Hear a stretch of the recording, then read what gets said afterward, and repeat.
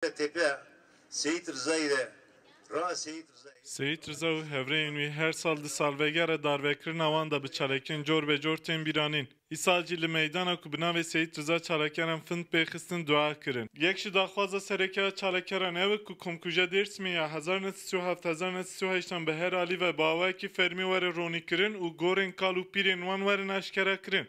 Pîlê ma yani kalke mak ber estare. Mak nika wazemeke na mezele dine koti anasa yani şime mezele kalkun hu ziyaret keme ibadet made ya some ya çila fimarazı jar diarri dire duyağı keme menetu keme en azından hurna mezelu bilivo ricama nava enara tepeki wazemeke werte millete hasten bu dösten bu Gerdoza eşkera kirina mezele Seyit Rıza bencam bibe dibe ku ev ji hemû dozên din re bibe numune û emsal. Devlet-i Türkiye Hotay heş serra ave Seyit Rıza harpet estidar u nadarestin era tepiya cendeke dey nida çeyonu familya dey Nayra tepiya tabi çeyonu ki cenazeye deyser hukuk mücadelesi sırteker. Davaya mezele Seyit Rıza nika Anayasa Mahkemesidir o. Ki Anayasa Mahkemesi Necdi de ju kararı da müspet danu Nayra tepiye endi ez fikraminiyor ki her zofçi virunu endi.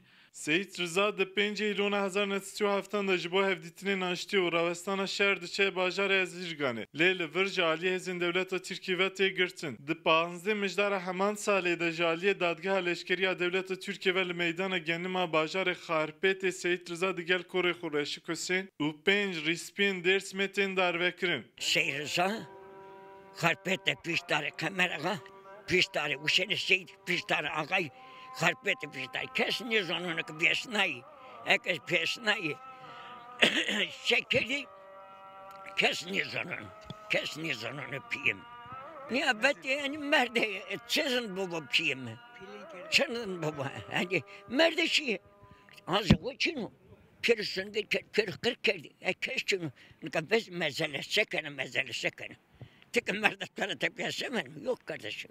Piştî darvekirina Seyit Rıza û hevalên wî êrişên li dijî Dêrsimê hatin berfirêkirin.